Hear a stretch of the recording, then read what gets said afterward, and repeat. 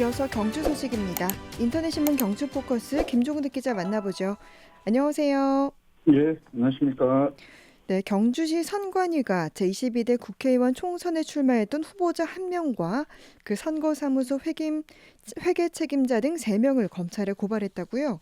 예, 말씀하신 대로 경시 선거관리위원회에서 지난 5일 날 대구지검 경주지청에 그 후보자 1명 그리고 선거사무소 회계 책임자 그리고 자원봉사자 이렇게 3명을 공직선거법 위반 그리고 정치자금법 위반 등의 혐의로 고발했다 이렇게 밝혔습니다.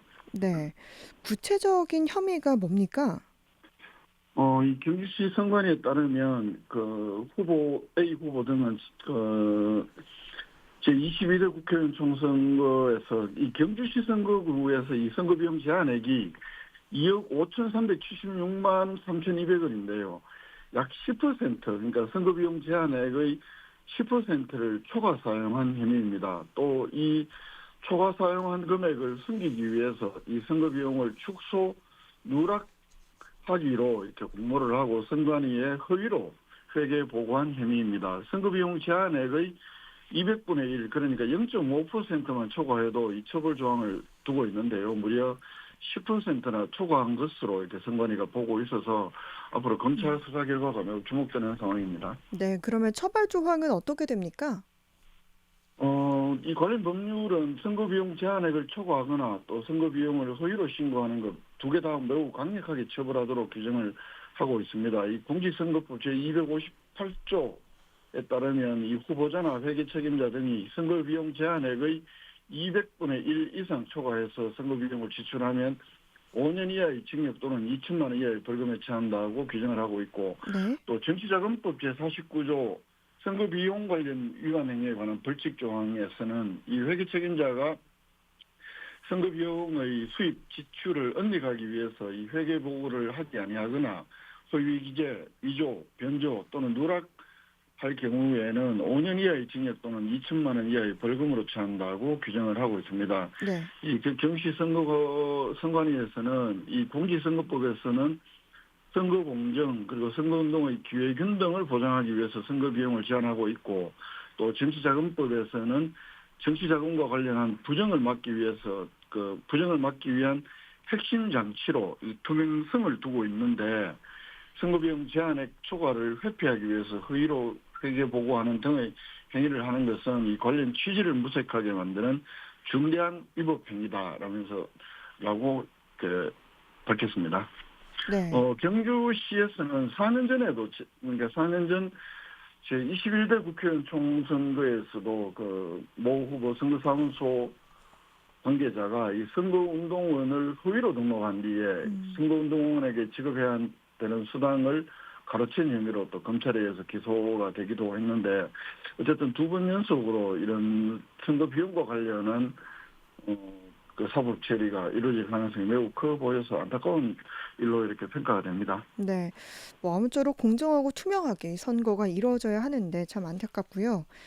경주시가 내년부터 산후조리비 50만 원을 지원하기로 결정했다고요? 예, 그렇습니다. 내년 1월 1일부터 소득에 상관없이 그 경주 지역 내에서 출산하는 산모들에게 지역 화폐 50만 원의 산후조리비를 지원하는 것으로 이 경시가 조례를 개정을 추진하는 것으로 확인이 됐는데요. 이 지난 4월 달부터 경시가 본격적으로 시작을 하고 있는 이 경주형 저출생과 전쟁 종합 대책의 하나로 이 산후조리비 지원책을 꺼낸 건데요. 출생아의 부 또는 모, 그러니까 아버지나 엄마가 자녀의 출생일로부터 산후조리비 지원을 신청할 때까지 경주시에 주민등록을 두고 거주하면서 출생신고한 자녀의 주소지를 경주시로 등록한 가정에 한해서 지원하는 겁니다. 네. 경주시 출산장려 지원에 관한 조례 개정안 7월 16일 날 입법 예고해서 지난 5일까지 의견 수렴을 마쳤다고 하고요. 경주시 내부적으로 그 조례 개정 심의위원회를 거쳐서 시의회에 제출을 하게 되는데 8월 말이나 9월 초에 9월 달에 있게 될 시의회 임시회에서 이 조례 개정안이 통과를 하게 되면은 내년 1월 이후 출생아부터 산후조리비를 지원할 수 있게 됩니다. 네. 이 산후조리비를 저출생의 대책으로 지원하게 된 이유도 좀 궁금합니다. 이 경주시가 분석한 자료에 따르면 이 산후조리비 지원이 그 보건복지부에서 지난 2021년에 실태 조사를 해봤더니 이 만족스러운 산후조리를 위해서 가장 필요한 정부 정책 1순위로 꼽았다고 합니다. 약 네. 응답자의 75% 정도가 산후조리비 지원이 필요하다, 뭐 이렇게 응답을 했다고 하는데, 이런 그 정부 정책 자료를 참고를 해서 경주시가 이번에 산후조리비를 그 지원하기로 했다고 합니다. 그 경주시에서는 매년 출생아가 1000명 안팎으로 나타납니다. 2019년에 1112명, 2020년에 1103명, 2021년에 1062명, 2022년에 981명, 작년에 1004명, 이렇게 매년 출생아가 한 1000명 안팎인데, 요런 점을 고려하면 내년에 한 5억 정도의 예산을, 산후조리비 지원 예산을 본 예산에 편성한다는 게 경시 계획입니다. 네. 이것 때문에 이제 출산 장려금 등이 줄어들진 않는지 궁금하기도 해요. 경주시에서는 이 첫째 자녀 그 출산 장려금으로 첫째 자녀 300만 원, 둘째 자녀 500만 원, 셋째 자녀 이상 1,800만 원의 출산 장려금, 그리고 또 출산 축하금 20만 원 지원을 하고 있는데, 네. 이 산후조리비를 지원을 하더라도 기존의 출산 장려금, 출산 축하금은 종전 지급하는 방식 그대로 유지가 음, 된다고 합니다. 네.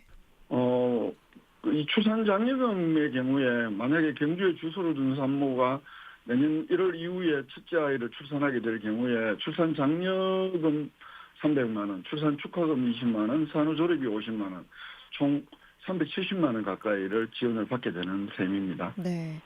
그리고 이제 개정하려는 조례에서는 보니까 이 민간 산후조리원 행정적 경제적 지원 조항도 신설이 됐네요. 이 부분이 시의회에서 뭐 심사 과정에서 논란이 될 수도 있고 안 될 수도 있는데요. 네. 어쨌든 이번 조례 개정안을 보면 경주시는 그 출산 장려 시청 참여 단체 및 사업체 등에 대한 지원 조항도 신설한 것으로 나타납니다.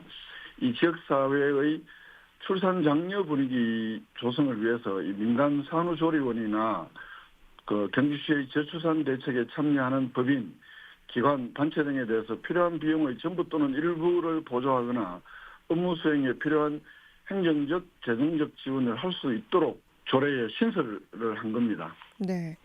그러면 지금 경주시에 민간 산후조리원 몇 개나 되나요?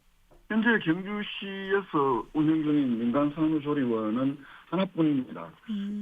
경주시에서는 이 민간 산후조리원이 시설이 노후화돼서 그 산모들이 포항이나 울산 등 인근 타도시로 가서 출산을 하거나 또 타도시의 시설 좋은 산후조리원을 이용하는 경우가 많다.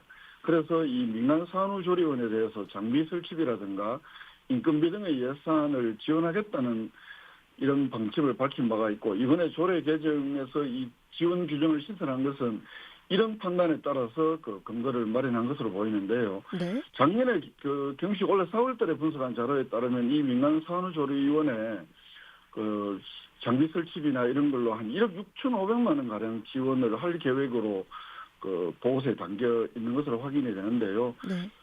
이렇게 되면 이 민간 물론 이제 그 지역 산모들의 편의를 증대한다 뭐 이런 측면도 있지만, 이게 그 비영리 기관이 아니고 말 그대로 영리를 목적으로 한 이 산후조리원에 시 예산으로 지원할 경우 특혜 논란일 가능성도 배제할 수 없는 것이고, 이렇기 때문에 이 조항이 두고 그 조례 개정안에서 시의회 심사 과정에서 논란이 일 수도 있고, 뭐 의원들이 뭐 괜찮다고 판단하면 논란이 아닐 수도 있는 건데요. 일단 심사 과정을 좀 지켜볼 만한 내용이 아닌가 싶습니다. 네, 이렇게 뭐 출산 장려를 위한 많은 대책들을 내놓고 있는데 좀 실효성 있는 그런 정책들이 생겼으면 좋겠고요.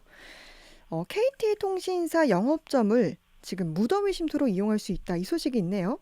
예, 그렇습니다. 어제 경주시하고 KT 대구 경북 광역본부가 경주 지역 KT 영업장 6곳을 기후동맹 우리 동네 쉼터로 지정 운영하기로 협의했다고 경시가 오늘 밝혔는데요. 네.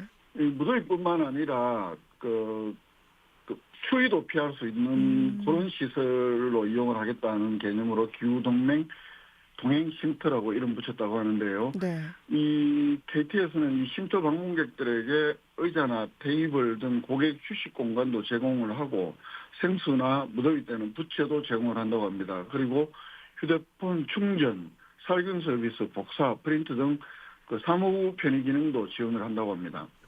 네. 운영 시간은 매주 월요일부터 토요일까지 오전 10시부터 오후 8시까지 운영을 하고 그리고 이 기후동행 쉼터로 지정된 매장에는 시민들이 이 기후동행 쉼터라는 사실을 알아볼 수 있도록 입구에 그 인증 현판도 부착할 예정이라고 합니다. 현재 경주시에서는 경로당 마을회관 행정복지센터 등 총 196곳을 무더위 한파 쉼터로 지정해서 운영을 하고 있는데 네. 아무래도 KT 매장은 시민들의 생활 공간에서 좀 가깝기 때문에 그 무더위를 피하는 곳으로 그 시민들에게 많은 도움이 되지 않을까 이런 기대를 하게 됩니다. 네. 이렇게 진짜 더울 때 이렇게 무더위 쉼터를 이용하면 참 좋겠다 이런 생각이 드네요.